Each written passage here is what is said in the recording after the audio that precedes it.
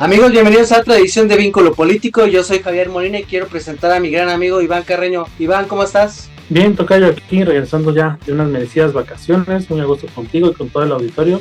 Así es, y vamos a hablar de el PRI en los huesos, la salida de Osorio Chong y de Ruiz Maceo.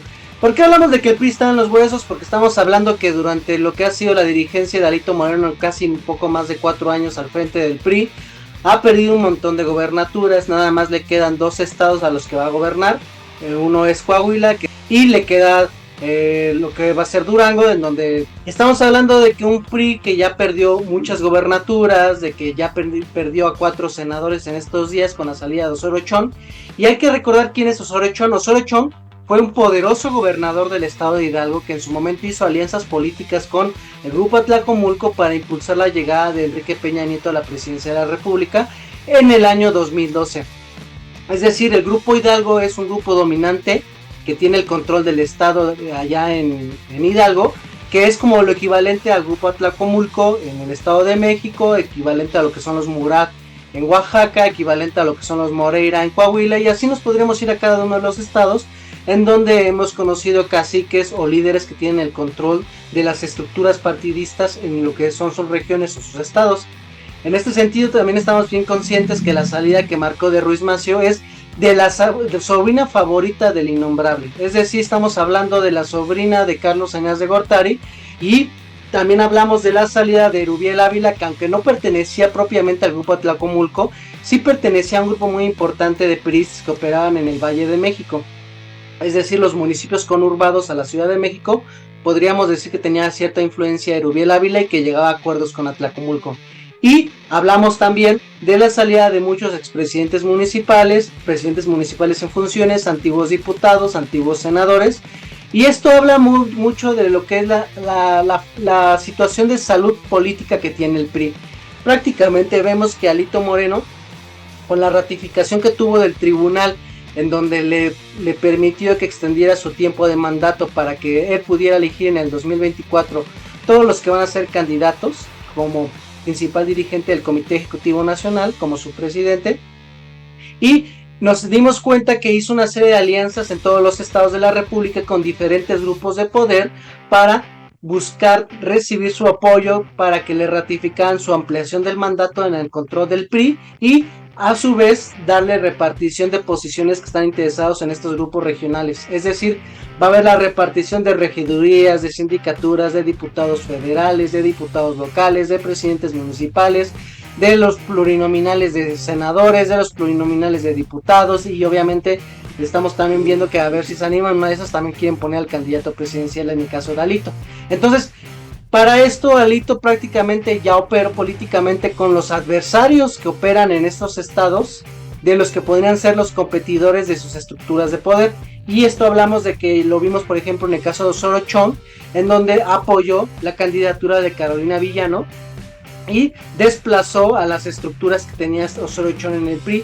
Entonces esta alianza ratifica de que Alito va a continuar con estas alianzas. Y para concluir, yo también metería de lleno dentro de los pactos que está ocurriendo en el PRI, PAN y PRD. Estamos viendo que muchos priistas ya se bajaron y otros continúan. Los priistas que continúan podríamos decir que es la línea política de los que van a seguir negociando con Alito. Vemos que va a seguir el hijo de Miguel de la Madrid. Curioso, porque desde mi punto de vista Miguel de la Madrid pertenece a esa facción salinista de poder político, y por lo que veo, por un lado baja su sobrina y al otro sigue manteniendo a Enrique de la Madrid. Yo creo que ahí Salinas de Gortari tiene una jugada de doble banda. La salida de Erubiel Ávila, yo no sé si sea una forma política de predestinar un futuro conflicto entre el grupo Atlacomulco y Alito Moreno, porque hay que recordar que Alito Moreno le echó la culpa de la derrota del Estado de México a Alfredo del Mazo, diciendo que no le echó todos los kilos al asador. Desde mi punto de vista político, yo sí creo que Alfredo del Mazo le echó todos los kilos, y que a pesar de que movilizó todas las estructuras de poder político, no le alcanzó para ganarle a Delfina Gómez, porque si vemos los números que sacó Alejandra del Moral, sí podremos decir que alcanzó la cuota mínima. Hay que recordar que las encuestas decían que iba a haber 20 puntos de ventaja y al final se redujo a 8 puntos. Y ese 8 puntos de diferencia entre Delfina y Alejandra del Moral no es porque la ciudadanía con el sentimiento rosa de apoyo al INE y al Tribunal Electoral salieron a apoyar a Alejandra del Moral, sino porque en realidad ese 8% de diferencia fue disminuyéndose a partir de la operación política de Alfredo del Mazo, de que movilizó todas las estructuras de maestros, de trabajadores, de beneficiarios de programas sociales, principalmente del salario rosa. Entonces, pero Alejandro Moreno le echó todos los muertos a Alfredo del Mazo y ahí hay un contronazo. Entonces, así es, Tocayo. Yo creo que hiciste un análisis perfecto de cómo Alito Moreno empezó a hacer una contraestructura, ¿no?, dentro del PRI, y finalmente va a llegar dividido al 2024, ¿no? Va a llegar muy debilitado, muy desgastado. Osorio Chong hacía un balance cuando se despidió del PRI públicamente que me pareció asertivo, y que pues también en forma de burla a veces los priistas siempre dicen que ganaron, ¿no? Como la última elección del Estado de México y de Coahuila, pues, quién sabe qué ganaron. El mismo Osorio Chong lo dijo, que desde que está Alito Moreno, básicamente, de las 22 gobernaturas, perdieron 21, ¿no? Pues un dato así daba, y perdieron más de 1,000 municipios. O sea, realmente el PRI se encuentra muy debilitado desde el 2000, que no se veía algo similar. Y efectivamente lo que está haciendo Alito es concentrar el poder en sí mismo, en los grupos, en los leales a él. Y increíblemente yo creo, Tocayo, quiero pensar mal, que está ganando su posición de impunidad, ¿no? Lo hemos dicho en varias ocasiones en otros programas, que está investigado por miles de casos, cientos de casos de corrupción y de espionaje, y yo creo que se va a ir impune, mi Tocayo, se va a ir muy impune, al hacerle la tarea más fácil a Morena y a todo el gobierno de la 4T, porque realmente van a llegar súper desgastados los priistas.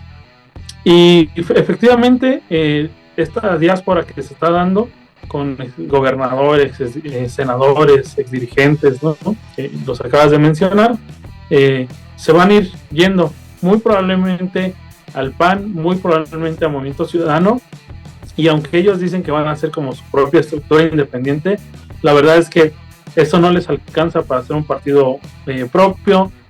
Tal vez les alcanza para negociar a nivel regional, pero no a nivel nacional. Entonces habrá que ver en busca de qué etiqueta, de qué marca de partido van a quedar, porque pues si se van a Movimiento Ciudadano o al PAN no la van a tener fácil, ¿no? Cada partido tiene sus propias estructuras, su propia historia, sus propios grupos de poder. Entonces acercarse a otro partido no le va a ser tan fácil a estos dirigentes del PRI. Finalmente yo me alegro, mi Tocayo, porque también demuestra que el voto hacia el PRI se ha desgastado a pesar de los programas sociales, a pesar de la movilización del clientelismo.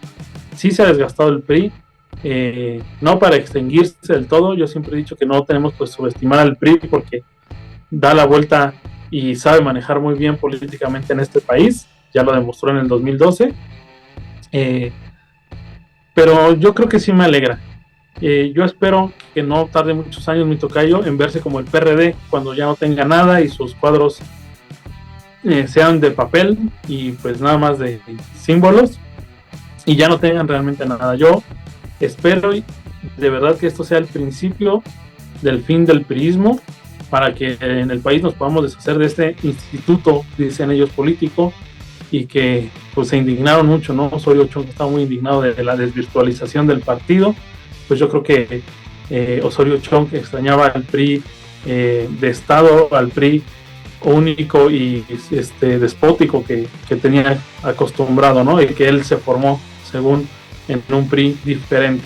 La verdad es que yo veo al mismo PRI, lo que sí veo es que la gente ya está optando por otras cosas, y espero que realmente el PRI se acabe de una vez por todas, y para siempre. Ya pasó a cuarta fuerza política en el país, y esperemos que muy pronto ya se empiece a extinguir la marca del priismo que tanto daño le ha hecho a este país. Yo me sumo a tus buenos deseos de que el PRI pierda el registro, para que por lo menos quede la elección política de lo que no queremos en este país, partidos corruptos y nefastos que simplemente han reprimido al pueblo. Pero bueno, amigos, Nos vemos para otra edición de Vínculo Político.